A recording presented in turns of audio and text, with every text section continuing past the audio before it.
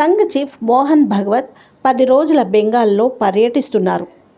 నేడు నిర్వహించిన బహిరంగ సభలో ఆయన ప్రసంగించారు.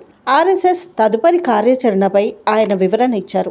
హిందూ సమాజం వైవిధ్యం ఐక్యతలో ఉందని నమ్ముతుందని అన్నారు. సంఘ్ లక్ష్యం హిందూ సమాజాన్ని ఏకం చేయడమే అని స్పష్టం చేశారు. హిందూ సమాజం మరింత ఐక్యంగా ఉండాలని పునరుద్ఘాటించారు.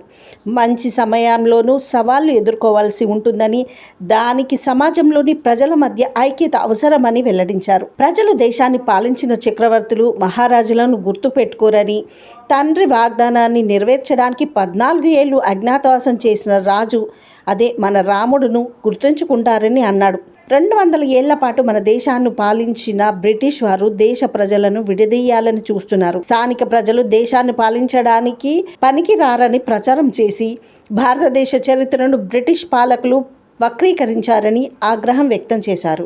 ఆర్ఎస్ఎస్ కార్యకర్తల గురించి మోహన్ భగవత్ ప్రస్తావించారు. దేశవ్యాప్తంగా లక్షల్లో వాలంటీర్లు ఉన్నారని ఆయన అన్నారు.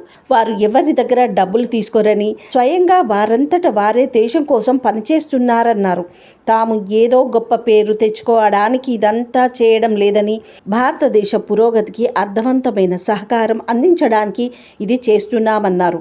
ఇదిలా ఉండగా పశ్చిమ బెంగాల్లో 2021లో శాసనసభ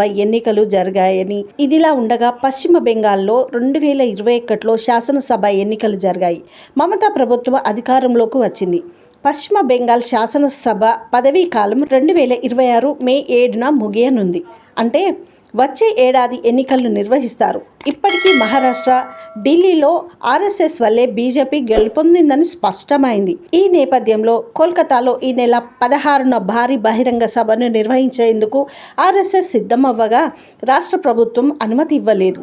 హైకోర్టుకు వెళ్లి అనుమతులు తెచ్చుకుంది ఆర్ఎస్ఎస్. ఈ సభ ఇప్పుడు కీలకంగా మారనుంది.